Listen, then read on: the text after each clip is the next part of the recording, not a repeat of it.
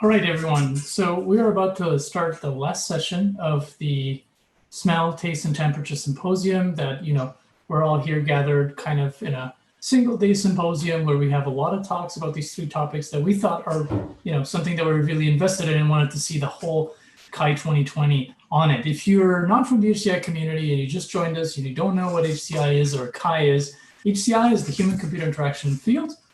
And CHI is our premier venue, our main conference where we all go every year, and we're really meeting our friends and all excited to hear about their new papers. This year, obviously, with the COVID-19 pandemic, that didn't happen. And so there's a bunch of different symposiums organized in a kind of a do-it-yourself fashion. And this is one of them. And we're very glad that you just joined in. If you just joined in, you lost 2 sessions already. But the good thing is that, this is all streaming. And so you can just go to YouTube and just rewind the timeline. You can see what was happening in the morning, or the smell session, which was chaired by Emanuela, and we had really 4 awesome talks by Dimitris, Andrea, Judith, and Jazz, who's co-organizing the symposium with me. We had a couple of hours ago, about 6 hours ago or so, the second session, the temperature session, which was shared by Roshan Paris, and we had talks about what new kinds of thermal displays are out there. So we had Arun Bunijima, Mingming Fang, Sebastian, and Abdallah talking about the new kinds of temperature rendering devices and hardware. And now we are here about to enter our very last session, which we opted to do on taste, which is a completely new emergent area of HCI. It's been really hard to do research in this area, but every year we see amazing new developments, and we're going to see more soon in the upcoming years, but we want to celebrate the ones from this year by having them all conjugated there here in this session. So we're going to have 3 talks for you, and as always we've done, we follow it a moderated panel discussion. So you can chat with the folks via Zoom or via YouTube, ask questions in the chat. There's the Q&A function that is simply a chat room, so you can ask directly the questions for everyone. If you want to have side chats, you are very welcome to do that. We've activated a feature that you can talk to people individually as well. But if you post a question, the moderator will ask it out loud at the end of each talk. Now, at the end of each talk, we only have like about a minute or 2 for questions, because what we really want to do is bring in all the participants, all the authors at the end of these 3 talks and have a panel that can last, as much as we want, honestly, 10, 15, 20, 30 minutes, and just really dive into the hard questions about taste. So yeah, that's about it. And without further ado, I'll pass the microphone to Nimesha Ranasinghe, who's our amazing session chair, and is going to introduce and moderate this last session of today. Yeah, Nimesha, go for it. Yeah, sure. Thanks, Pedro, and thanks again for organizing with Yas. And it's a amazing way we can all connect with the even without with all these social distancing and stuff. So I'm particularly happy that we have a symposium and we are going to discuss about the taste interfaces or interventions with the taste. And to be honest, like many years ago, I started sort of working on this field, and then I felt like I'm the lost guy or weird guy attending conferences, and no one ever has done like a taste interfaces at that time. This is like around 2010 and 2009.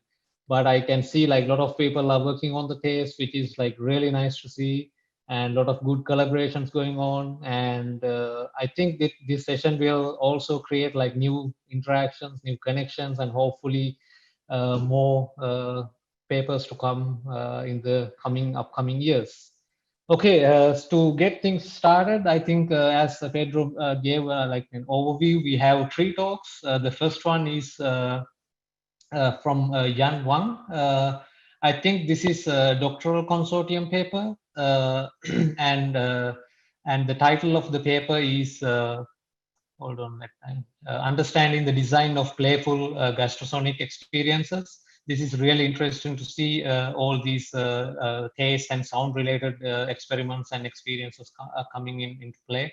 And without further ado, I would like to invite Wang to present your amazing work to us. And I would also like to welcome everyone to the session, and let's have a fruitful and discussion and full of discussions towards the end. Jan? Yeah.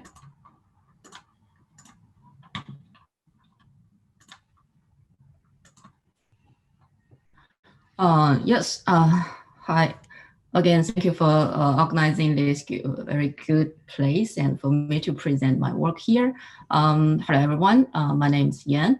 I'm currently a PhD student at Exertion GameStep, now Monash University in Australia. And before we go to start, we would hear some sounds first.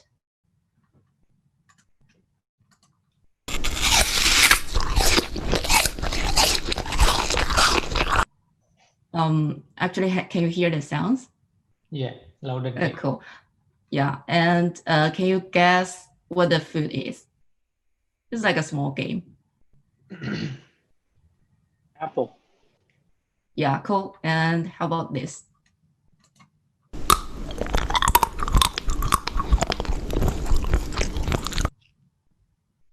Carrot. Any option?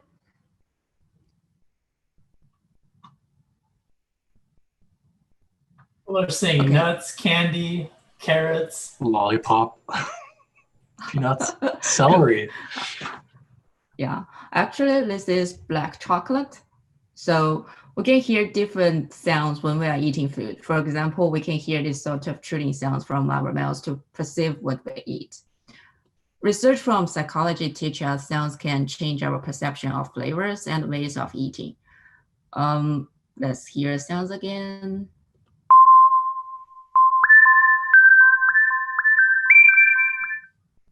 For example, people may perceive sweetness increased with these high-pitched sounds while drinking a coffee. If you got a coffee now, maybe hear these sounds.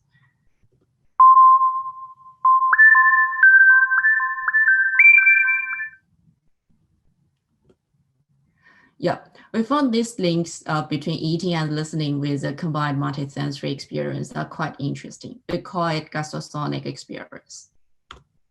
Although we know sounds play an important role in our eating experience, research related to food psychology focusing more on memorable auditory stimulus rather than on eating interactions that might happen while people perceive those sounds. As eating is an activity of our daily basis, food not only provides us with energy, but also eating offers us rich, pleasurable experience of lives. So we believe that designing technology around food should pay more attention to experiential qualities of eating interactions to support pleasurable eating experiences, in particular playful aspect of eating experiences. In order to support a positive relationship with food, here we're focusing on designing playfulness with eating interactions. As play lies in our human nature, play is also the way to explore the relationship with the object and the environment and ourselves. Play is also a way to enrich our social and emotional values of life. So we believe playful eating is spontaneous activity. Wherever it forms, it ultimately fun. Playful eating is also a mindset where people pursue the mundane activity of eating with an enthusiastic and in a moment attitude. So here our research is focusing on playful approach to enrich eating experience. To explore this, first we present ice cream. Here is a video. We designed ice cream. Ice cream is a novel capacitive sensing ice cream cone that plays different sounds when eating ice cream in order to support a playful eating experience and facilitate a positive relationship with food.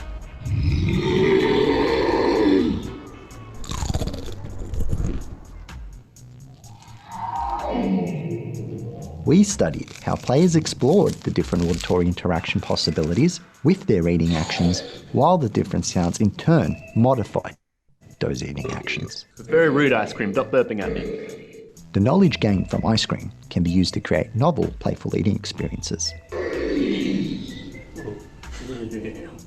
It might also be useful where aiming to create eating interventions that people might actually enjoy. This is weird. Aligning with the idea of mindful eating that promotes a positive relationship with food. I've never had an experience like that made me, I suppose, care so much about my food. I think normally with an ice cream I'll just, wolf it down. Knowing my friends, we'd make it into a game, and it's also delicious because ice cream. I think it can sort of, encourage you to eat certain foods. So let's say foods that you don't normally would want to eat, with interesting sounds, it might actually appeal to you to actually want to try to eat more. With our work, we demonstrate how interactive technology can be used to draw attention to the food, which is a key strategy for mindful eating that advocates an enjoyable relationship with food in order to prevent mindless eating.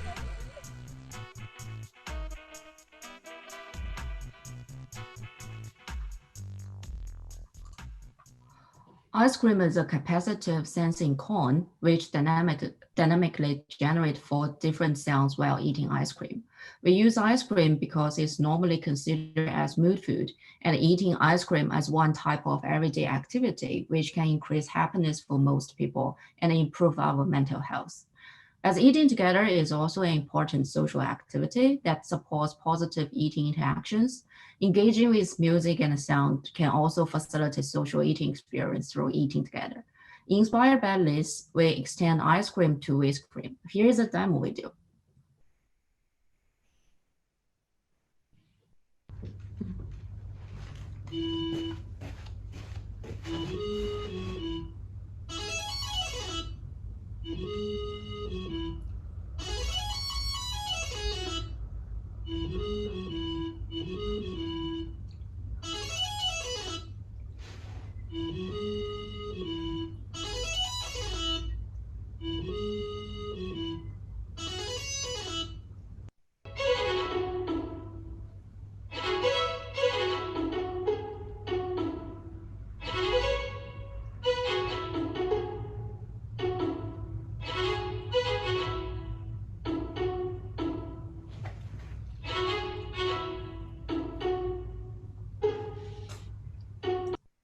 Whipped cream consists of 2 independent ice cream cones that allow users to interact with musical sounds generated through eating ice cream together. Whipped cream system offer open-ended gameplay where players can freely perform any eating actions. With our sound system, players can select 2 different instruments. They can perform a turn-taking interaction while eating ice cream together. We map the normalized capacitance data to a major Panharmonic scale to generate continuous sounds. As a result, player can create a steady flow of sounds through eating ice cream together. Inspired by piano-based play, we also set up a chord effect in one of the sound patches to support cooperative way of playing. This image presents an embodied interaction of using Playful Gustosonic system for our study. There are 4 components in this process, including eating actions, technology, sensory feedback, and human. Through ice cream study, we found there is ongoing interaction loop.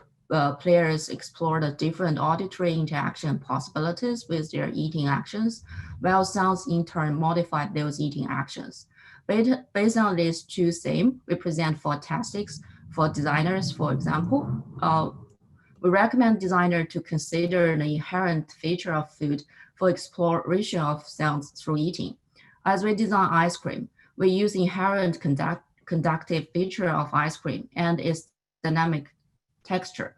As ice cream was melting, players had to consistently engage with ice cream. So after each bite or lick, the shape of ice cream was changed, hence the sounds different.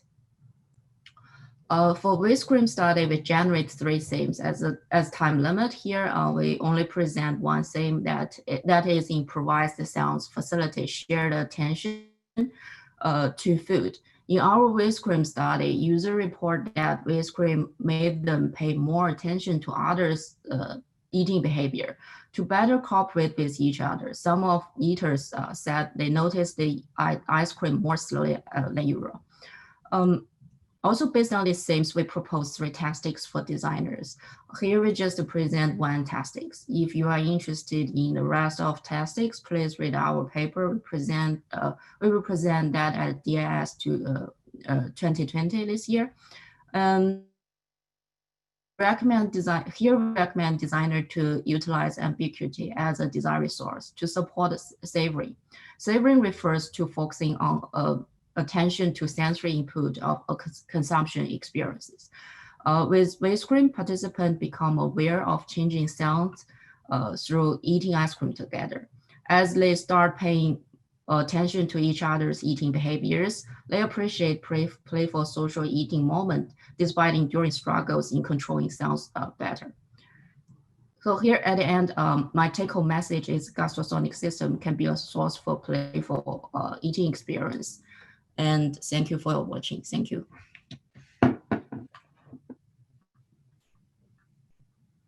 Thank you very much, Jan, for the great work as well as the fun interactions you have seen, you have shown to us. If you guys have any questions, please feel free to drop them into the chat box, and we have like 1 or 2 minutes after each talk to get few questions, and then we will follow up with all the speakers towards the end with through the moderated panel session. I have a quick question to you, Jan.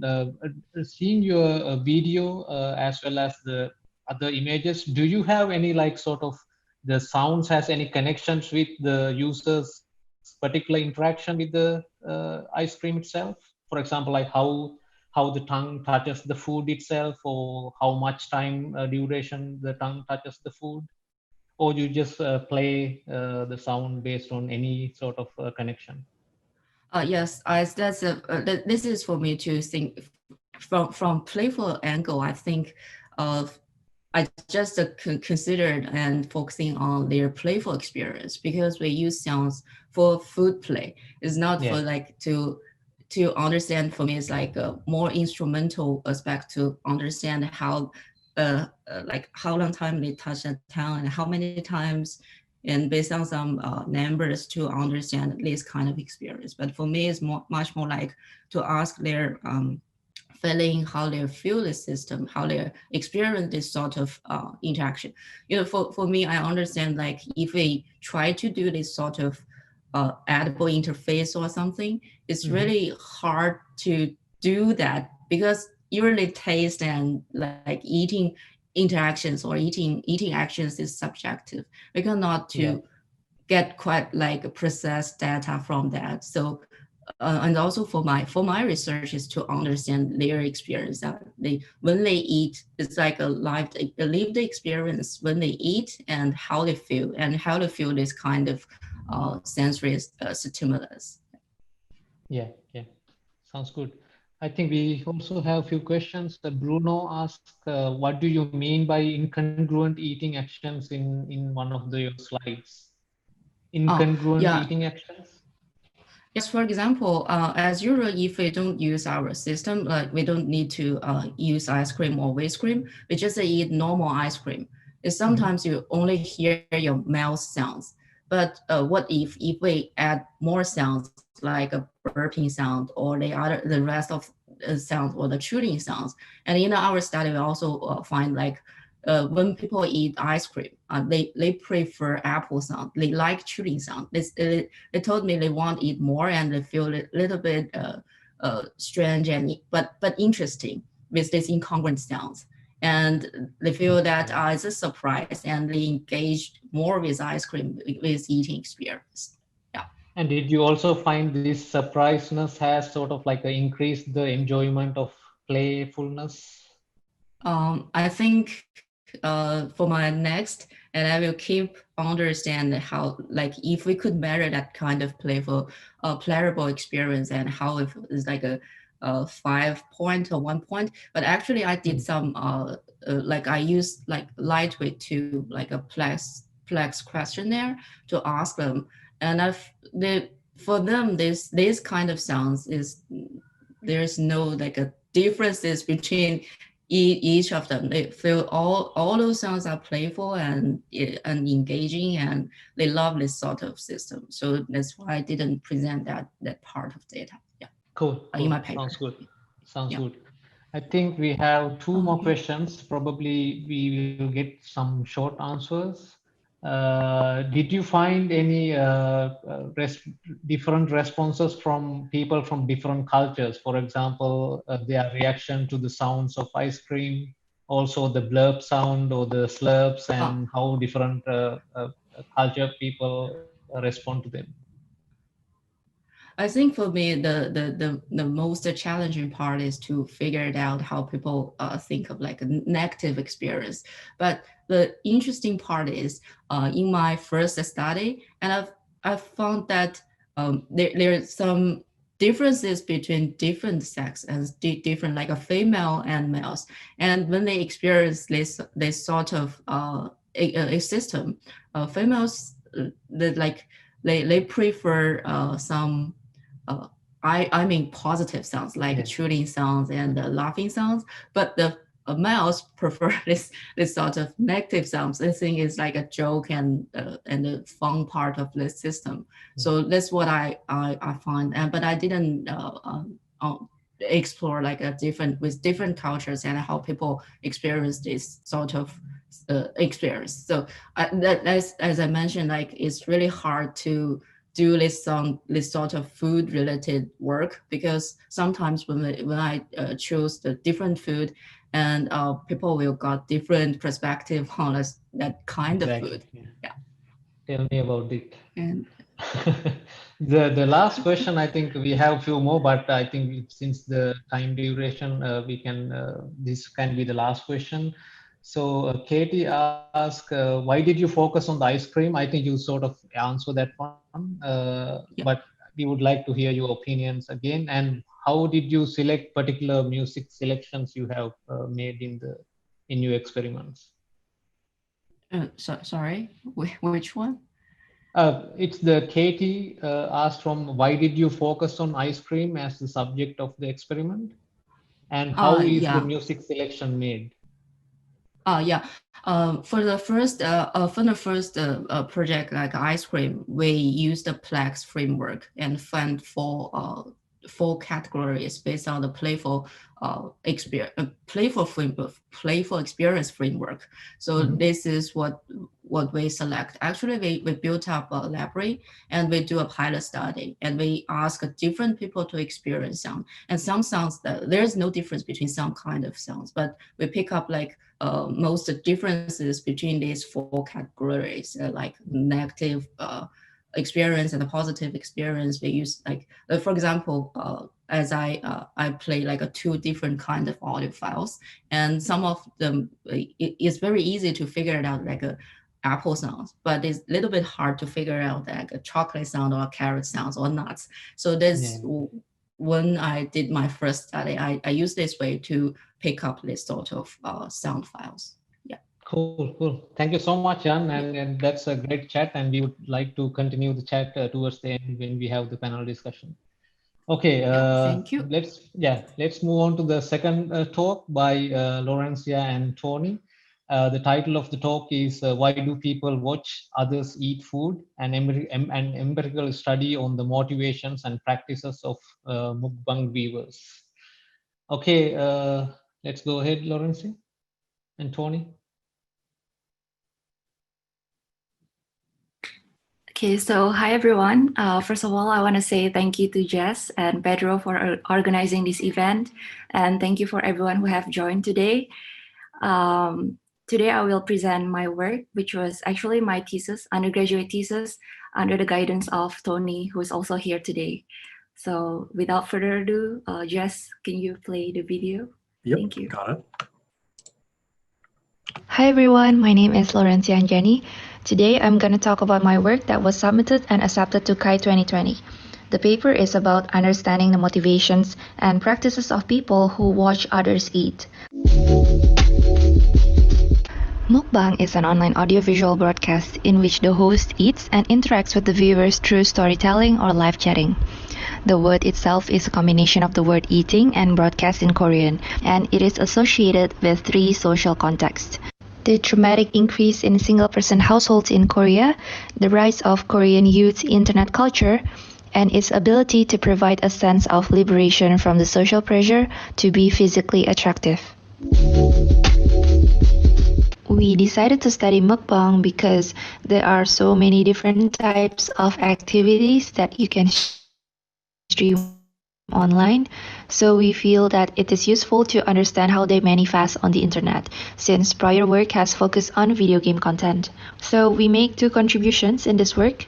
Firstly, we contrast the practices and motivations of mukbang viewers with prior research on the social aspects of video streams.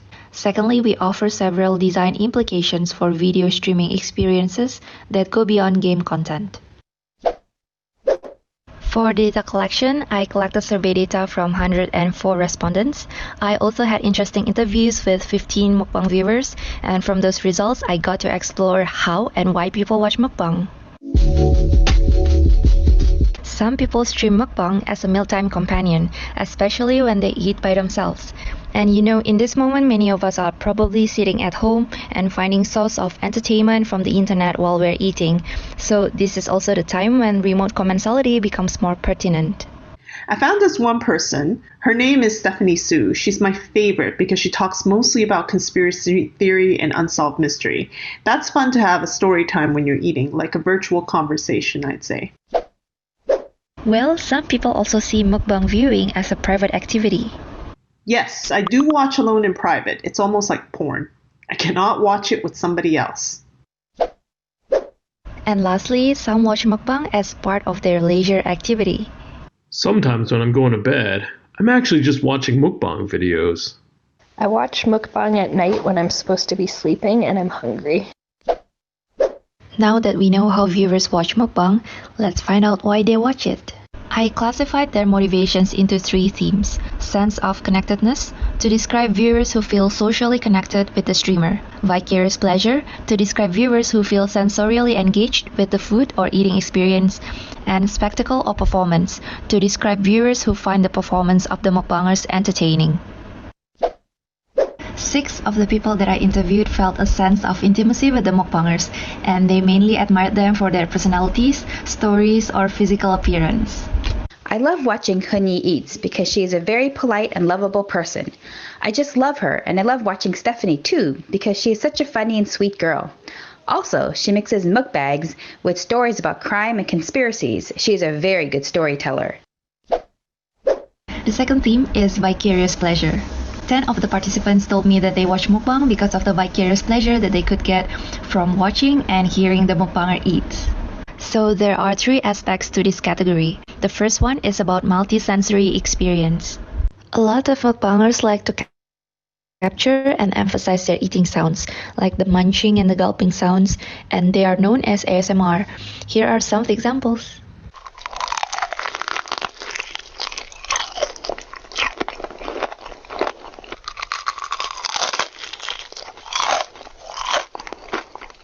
I think ASMR is the most important thing. You can actually hear every single bit of chewing, and that makes you feel like you're doing it. It's so good. The second part of the category is about virtual satiation, whereby some viewers watch mukbang to satisfy their food cravings or hunger. I'm a Muslim, so during Ramadan, I watch a lot of mukbangs because I can't really eat during the day. So I like to see, like maybe I can eat this later in the day. The last part of the category is about viewers who had some physiological experiences after watching mukbang. For example, they suddenly had cravings for the food that they saw in mukbang videos. When I watch these videos, it definitely makes me want to go eat. If it's seafood, it makes me want to go eat seafood. I watch a lot of noodles for some reason, because it makes like delicious noises and I like that. And I have noticed that I'm constantly craving noodles now because of the videos. The last motivation for mukbang viewing is about the spectacle of eating and the mukbanger's performance. I believe you would have noticed by now that the striking element from a mukbang video is the large quantity of food being consumed. In North American culture, this extreme eating situation is typically reserved for eating competitions. Moreover, since mukbang itself is like a performance, some of the participants place value on the overall performance of the mukbangers, such as their eating style, reactions to exotic food, or struggles in finishing spicy food. I like it too when the mukbangers eat sloppily. It's real. I love it especially when they can't control. It's like noodles everywhere and sauce all over the place, and that's hilarious, and I love it. Watching other people's reactions is super interesting. To watch people doing these challenges, like the spicy challenges, is fun to watch.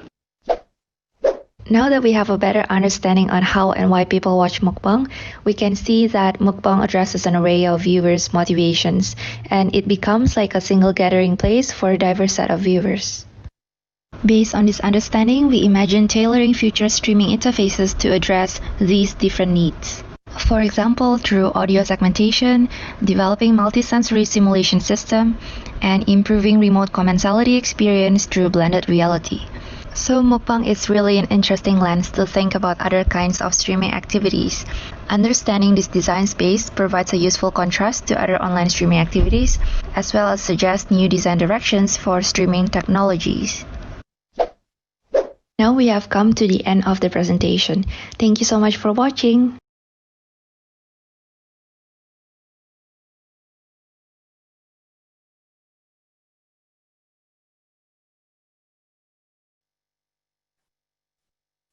Wow, I'm hungry. Thank you for the great talk, Laurensia and Tony, and also the great work. I was just thinking about this virtual satiation thing you guys mentioned, like by looking at someone, you feel like the satiety is satisfied.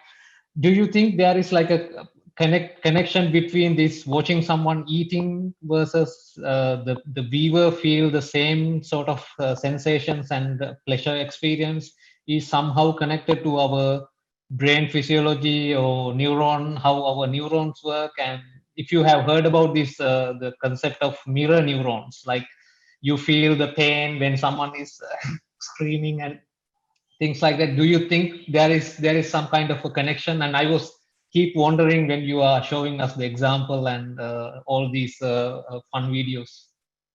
Have you thought about all these things? Honestly, I didn't think about the mirror neuron that you mentioned just now, but for sure, based on the interviews, they actually shared how they felt like physiological responses after watching mukbang, because you know the visual was very attractive, and then you can also hear the munching sounds and all that. So all of those, the audio and visual aspects of mukbang videos definitely affect their physiological condition. I'll say like they feel more hungry or they feel less hungry, yeah, after watching mukbang. Cool. Okay, I think Yas has, before that, Pedro has a question. Pedro, do you want to ask the question by yourself? You can do that if you don't mind. I think there's a bunch of questions that I'm looking at in the chat, and Laurensia and Tony, and I think all of us are kind of curious about, I think, two things. One being, do you think the arrival or emergence of new taste or haptic interfaces can help, the viewer's experience to get more? I mean, audio already does a lot with the kind of, chewing sounds and everything, but if we get vibrations and all that stuff, is that a revitalizing way? And then I think I see another question that I wanted to, I'll just put out there for you too, which I think has to do with the mirror neurons comment too very, very well, which is Jeffrey's kind of asking if you've seen people that watch mukbang things while eating to change their experience. So kind of maybe like a transformation of their experience. I don't know to which one you want to talk to. The last one is the coolest. Yeah, I think I'm gonna go for the first one.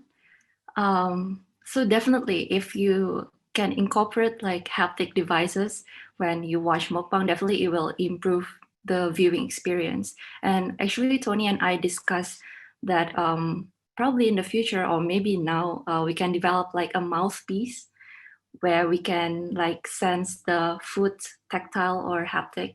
So for example, like the crunch, like the texture, we can have like a mouthpiece so we can feel it, like the texture of the food. So that's one idea that Tony and I discussed for the design implication.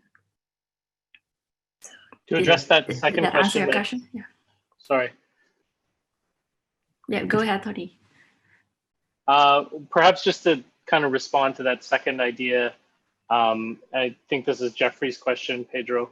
The idea of whether watching eating changes my own experience of my own eating. I think that this is possible. To be honest, it's not really something that we were expecting or had kind of sought to explore.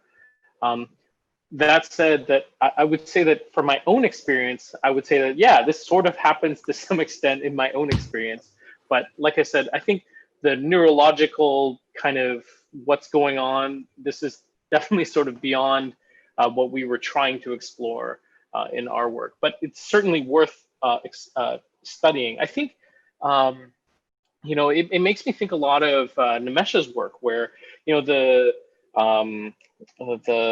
virtual lemonade stand type thing, where like we can kind of modify your taste sensations sort of with kind of very minor things. Like they're not huge ways of changing it, but it does have an effect sort of. So I mean, it sort of makes sense that it would work, but I don't know. It's not things that we thought very hard about.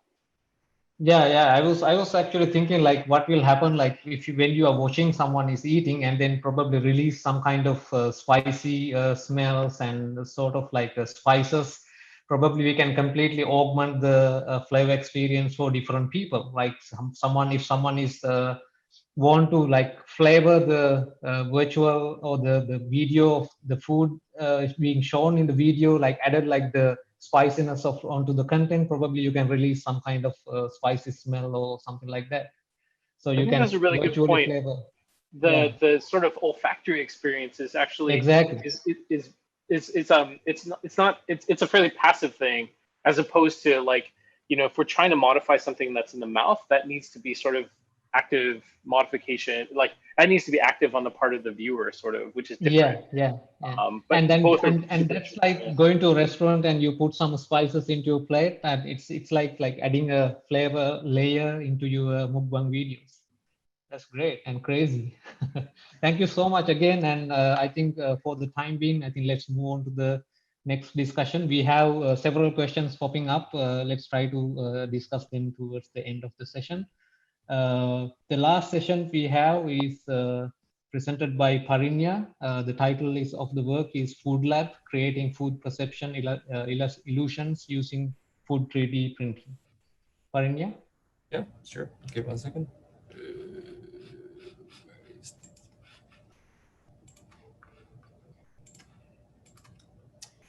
Hello, can you see my screen? Yep. Okay, sure. Yeah, good morning from Japan, and yeah, good evening in US, I think. So my name is Parinya Punpongsanon. I'm from Osaka University, and today is together with my students and my collaborators, Ding Julin, Sinwen, Daisuke Iwai, Kosuke Sato, Marina Orbis, and Stephen Muller. So we're gonna present the FoodFab, creating food perception illusions using food 3D printing, but in the very short version. So eating is the real problems, and also eating the food is also the real problems. So what we can do about this, we can actually we can look for what is actually caused us to feel either full or hungry, even we eat a lot of food in just few hours. And we found that it is from the perceived satiety.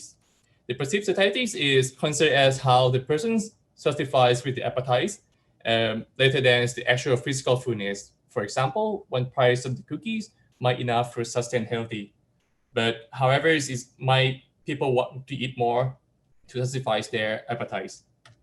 So as we usually know is that the way to reduce the balance of the sustain healthy and to satisfy the appetite is to eat slowly, to chew more food that can enhance the perceived satiety. And we're looking at this like why did this happens? Because many research already investigated that they have like slower eating trend to reduce the amount of food intake than the fast eater. Due to the fast eating, increase the concentrations of the calorie in the blood, and then the metabolism has transformed the calorie into the fatty acids, and you might get fat. So what we can do about this?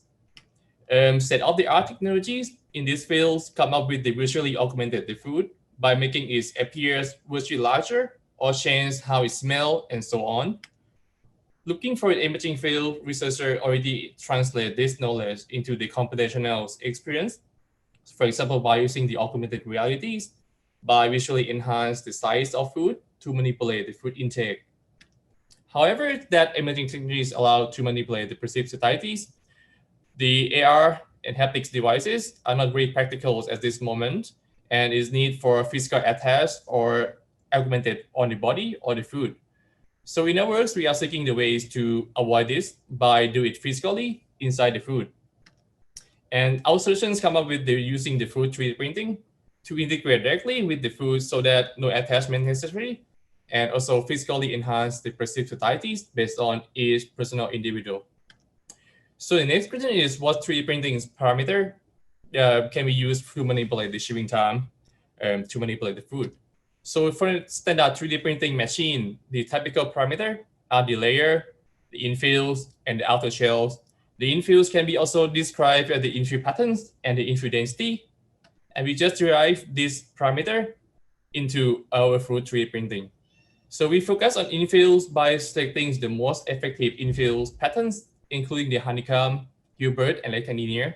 And we also vary the amounts of infill density, including 70% infill, 55% infills, and 39% infill. And the next question is, we have to understand how that parameter and the shipping time is related.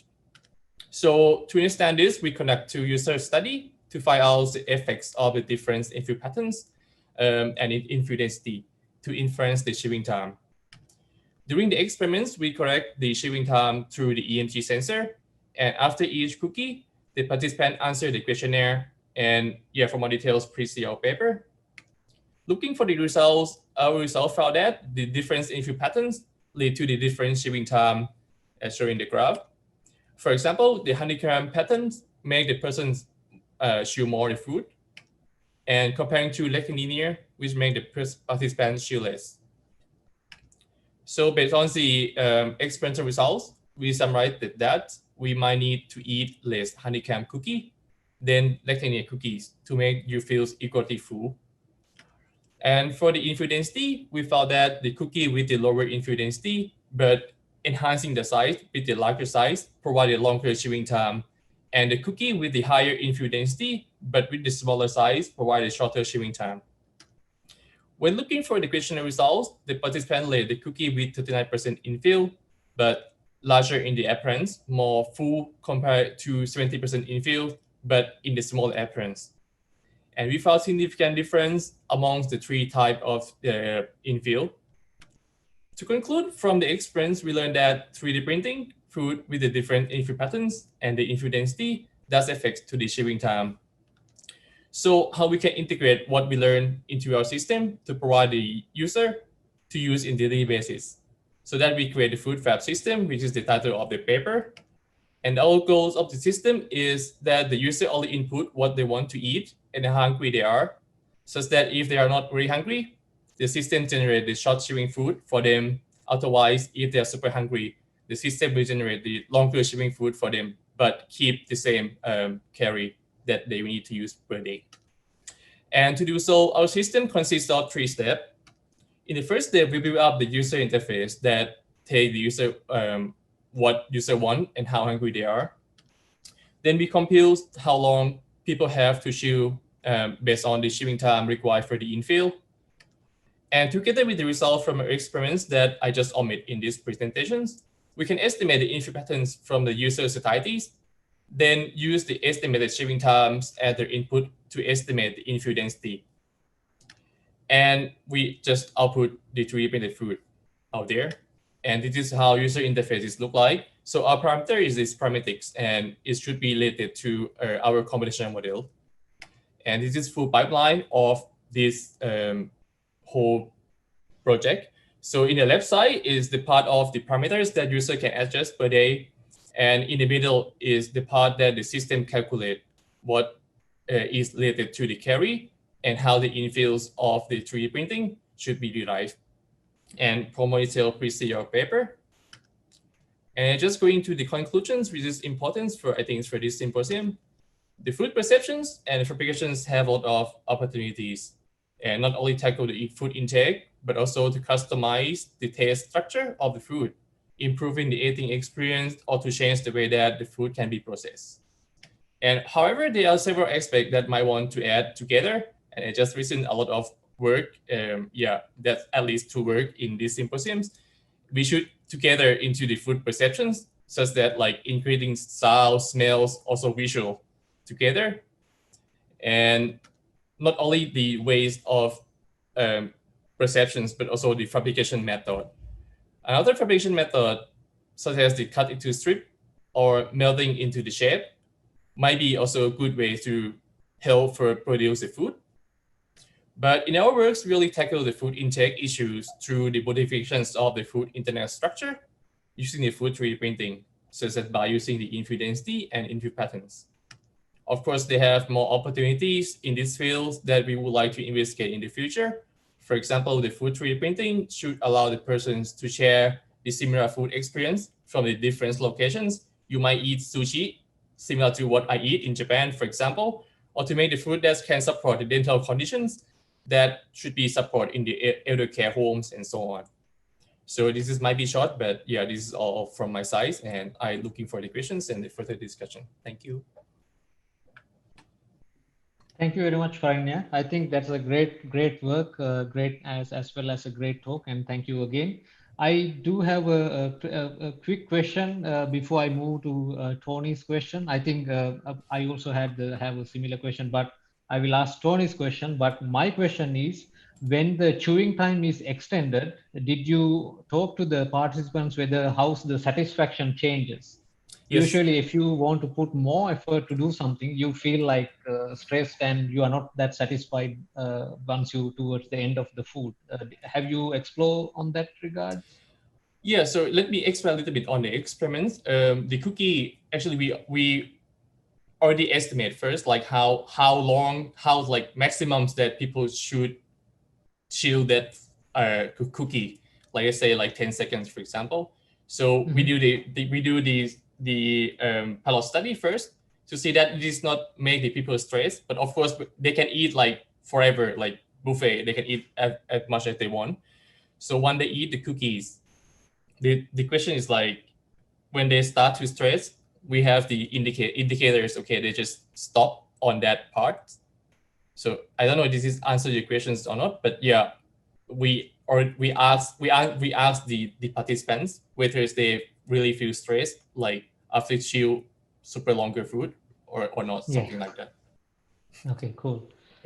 Thank you. I think Tony and I think the Mueller also has a similar question. Is there the same amount of material for each of the infills?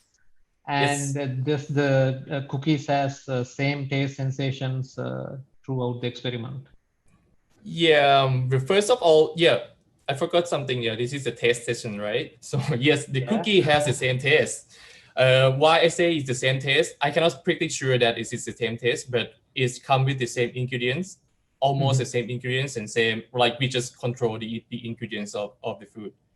So yeah, we didn't indicate like, okay, is this taste changed like when you eat before or after, but it's pretty sure that it's the same material. So cool. And it should be delicious because people eat a lot of cookie, I think. And I think Yas also has a good point. Before that, Patty says like, hopefully product companies won't use this technique to convince we are getting more food. Hopefully not. But I would like to elaborate on the Yas question. Are differences in infill density readily visible to the participants, or did they notice the changes in the infills, as well as the texture differences impact the chew time? No, they don't know because we enclose everything like the similar shape, similar food. Okay. So they just eat like just a normal. But when they like take the first bite, they can see the internal structures, right? Did anyone like notice those differences? That is a good question, but from the video that we record, we didn't find that they are actually looking at the cookies directly. I'm not sure about this. Yes, maybe yes, but maybe no. We didn't take into account this point. This is interesting. Maybe I have to look back to this point again, but we didn't. Yeah. Cool. Okay, thank you, Parinya, and thank you everyone, all the speakers. And I think we would like to quickly move towards the panel discussion. And I would sort of like to make this one as thinking about the future. I think when it's coming to taste interfaces, especially nowadays, we can see like most into the augmented reality and overlaying the different sensory aspects, and also like moving into the wearable interfaces, as well as like 3D printing of food kind of stuff. But I would like to listen from each and every speaker and your thoughts about what will be the future of taste interfaces, and how do you envision your own sort of version of future when it's coming to the taste interfaces. And similar work we discussed here. I mean, taste means here again we have to clarify taste, flavor, food, beverages, and everything together. Anything to do with the food and beverages and different attributes of those two. Who wants to go first? Probably we can go ahead with Yang, our first speaker. Yeah, this is a very like vision point of this. From my perspective, I think when I start to understand like a food, especially this real food work, I always think of what will food change in the future. I think like one way is how I will cook food, and the other way is in how how we eat food, what kind of things we could eat in the future. And now we in our lab, when we use like ingestible sensor, which kind of sensor we could swallow that, and that is used for like medical purpose. But I just curious, like I also curious about this, like in the future, if we change the like material and change our way to produce food, and how people will feel that. And also we could use like different kind of technologies. We could augment our taste and also augment our experience. But for me, I still think of, because food for me is like a pleasurable experience. No matter what kind of technology is, I still want to eat like a decent food and have a good meal, and with family members, and have a good, no matter good taste or the good qualities. And that's kind of experience for me is very important. And I also learned a lot from the rest of the authors. They give me a good like a point to think of.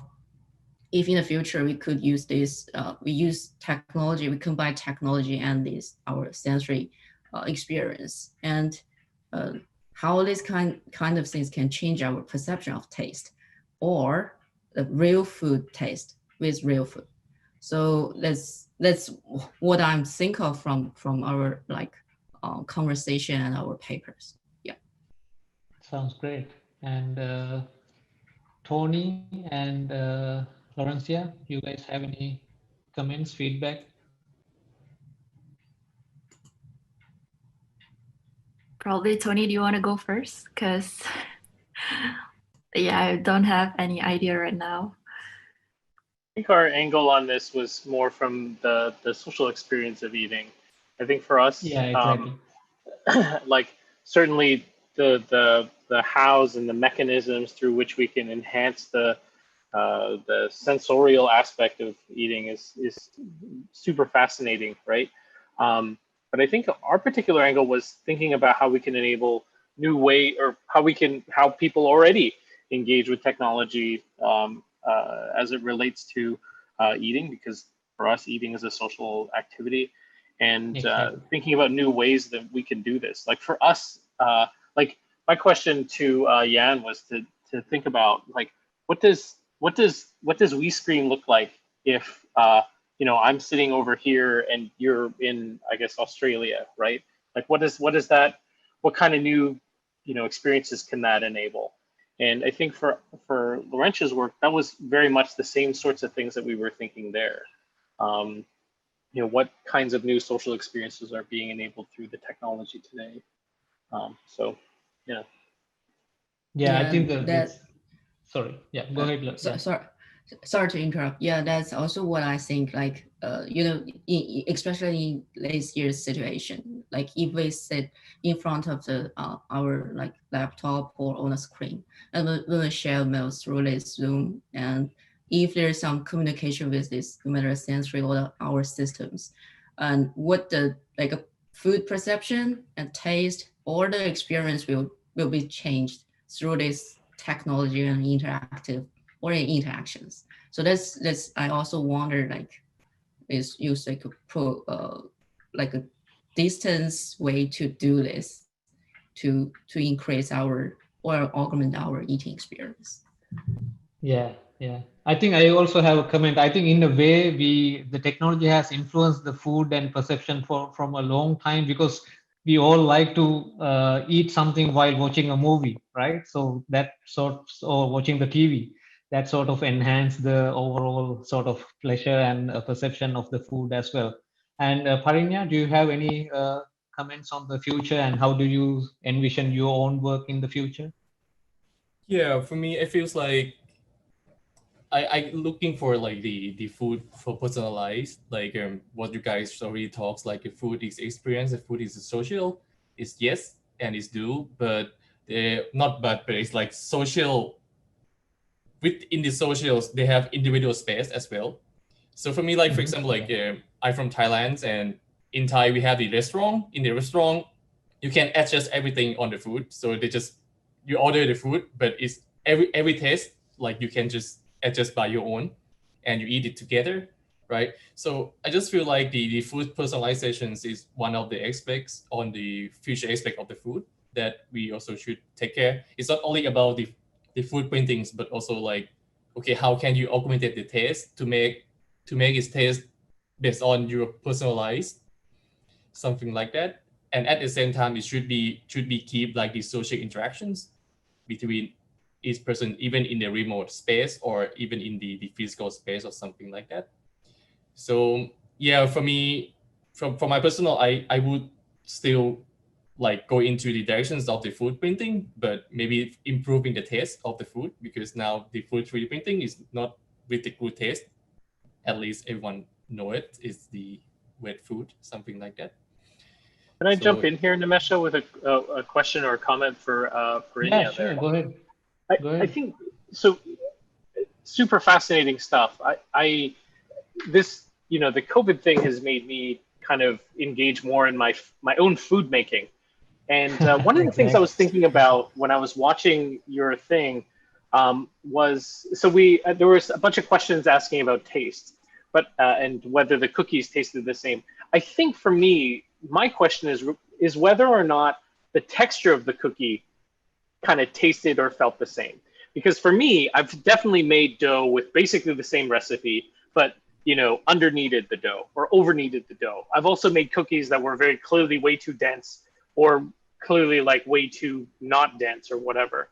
And so for me, the thing that's super fascinating about your stuff is that it brings to the table, and I don't have the vocabulary to talk about, eating sensations in this way yet.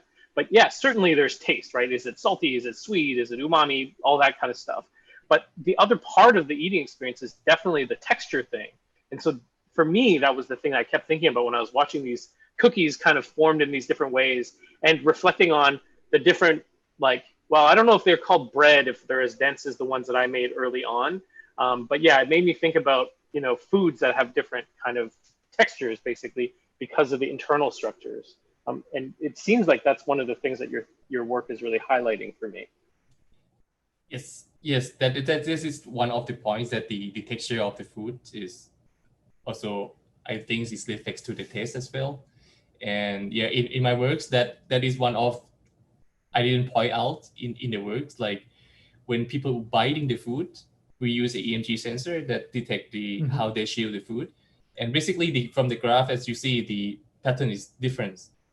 That is one of the points. I think if we can augment these parts, I don't know whether we augmented these informations, so that maybe we can eat, we can make the food with the same taste and the same experience.